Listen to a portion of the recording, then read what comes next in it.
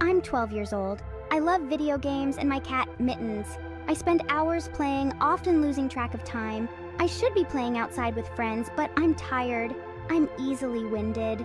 Running and playing tag feels impossible. I have trouble concentrating in school. I'm pre-diabetic. I'm obese. My doctor says I need to make changes, but it's hard. Sadly, Emily's story isn't unique. It's a growing concern. Across America, millions of children are facing similar health challenges. They are struggling with weight, energy levels, and self-esteem. They are victims of an epidemic, a food crisis that has been brewing for decades. Fast food, sugary drinks, and processed snacks have become staples. We've reached a tipping point. The convenience of unhealthy options is overshadowing the need for nutritious meals. Our relationship with food has become dangerously skewed. We are bombarded with mixed messages about what is healthy. What we eat is making us sick.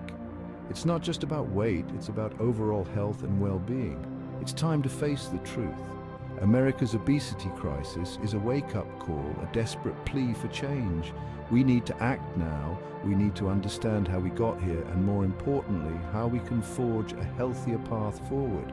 This isn't about blame, it's about taking responsibility. It's about education and making informed choices. It's about reclaiming our health, one plate at a time. Small changes can lead to big results. It's about ensuring that stories like Emily's become a relic of the past, not a harbinger of our future. Together, we can make a difference. To understand America's current food landscape, we need to take a trip back in time. Imagine America in the early 1900s. Most people lived in rural areas. Families grew their own food or bought it from local farmers. Food was fresh, seasonal, and minimally processed. Then came the Industrial Revolution. Factories popped up, drawing people to cities for work. Life sped up. Convenience became king. Food production shifted from family farms to massive industrial operations. This new system prioritized efficiency and profit over nutrition and flavor. The government incentivized the production of cheap, shelf-stable ingredients like corn, soy, and wheat. These became the building blocks of a new kind of food, processed food. The mid-20th century witnessed the explosion of packaged, processed, and fast foods. Supermarkets overflowed with brightly colored boxes and bags, promising convenience and affordability. Fast food chains popped up on every corner, offering burgers, fries, and sugary sodas at rock-bottom prices. These foods were engineered to be addictive, loaded with sugar, salt, and fat. They were designed to be hyper-palatable, triggering our primal cravings and encouraging us to overeat. What started as a convenience quickly morphed into a cultural norm. Fast food became synonymous with the American way of life. Busy families, strapped for time and money, turned to these quick and easy options. But the true cost of this convenience wouldn't be fully realized for decades to come. American food culture, with its emphasis on fast food and processed ingredients, has become a global phenomenon. Fast food chains have spread like wildfire, establishing a foothold in every corner of the world. American-style supermarkets, stocked with packaged and processed foods, are now commonplace in many countries. This global expansion of American food culture has had a devastating impact, particularly in developing countries. As these nations adopt westernized diets, high in sugar, fat, and processed ingredients, rates of obesity, heart disease, and type 2 diabetes are skyrocketing. What was once a uniquely American problem has become a global health crisis. We've exported our unhealthy eating habits, and the consequences are being felt worldwide. Section 5. The power of lobbying, food politics, and public health. In this section, we delve into the intricate relationship between the food industry and public health, exploring how political maneuvers shape our dietary landscape. The food industry is big business, a colossal enterprise that spans the globe and impacts millions of lives daily. These corporations wield immense political power, spending billions of dollars each year lobbying governments to protect their interests. Their influence extends far beyond mere business transactions, affecting policies and regulations that govern public health. They fight tooth and nail against regulations aimed at curbing the consumption of unhealthy foods. Activists and public health advocates often find themselves in a David versus Goliath battle, striving to implement changes that could save lives. One of the ways the food industry downplays the health consequences of their products is by using a metric called DAILYs, or disability-adjusted life years. This metric is often manipulated to present a less alarming picture of the health impacts. DAILYs measure the years of healthy life lost due to illness, disability, or premature death. This data is crucial for understanding the true cost of diet-related diseases on society.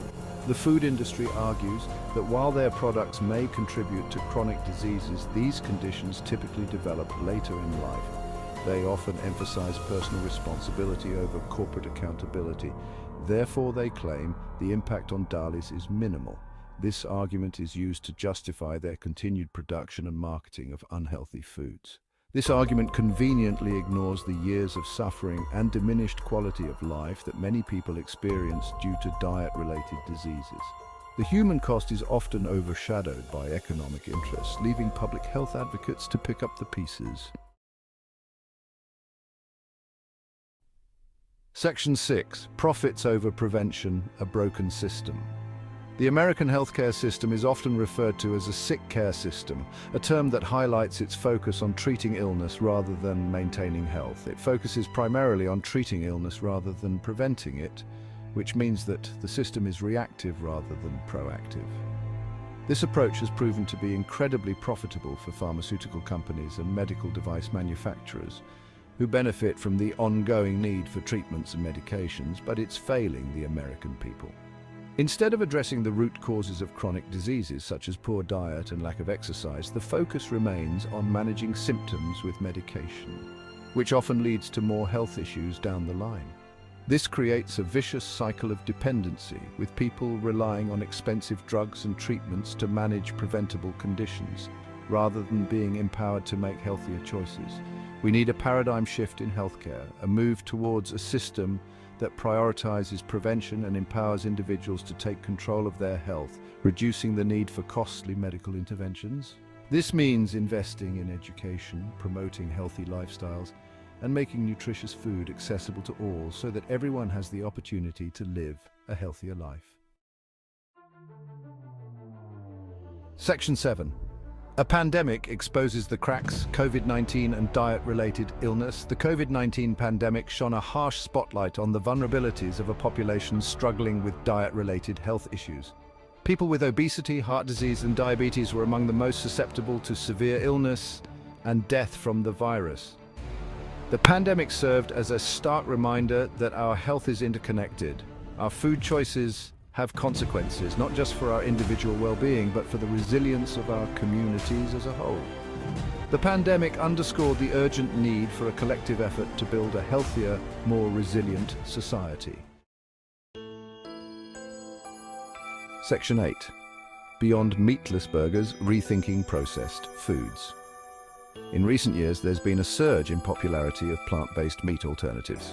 While these products can be a good source of protein for some, it's crucial to remember that not all plant-based foods are created equal. Many of these meatless burgers, sausages and nuggets are highly processed, containing a long list of ingredients, including artificial flavors, colors and preservatives. They are often high in sodium and saturated fat. Instead of relying on ultra-processed alternatives, we need to shift our focus to whole, minimally processed plant-based foods.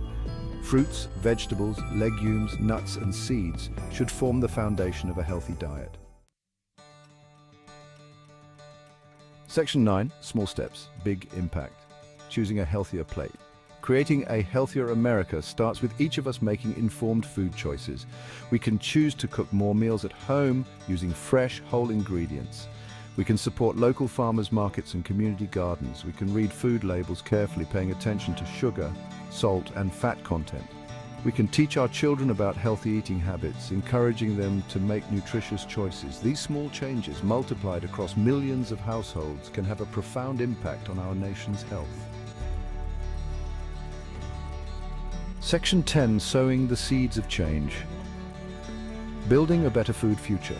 The journey towards a healthier America won't be easy. It will require a collective effort from individuals, communities, and policymakers. We need to demand better from our food system, advocating for policies that prioritize nutrition, sustainability, and access to affordable, healthy food for all. We can create a food system that nourishes our bodies and sustains our planet. A system that prioritizes health over profit, a system that ensures that stories like Emily's become a distant memory. Let's sow the seeds of change today and build a healthier future for generations to come.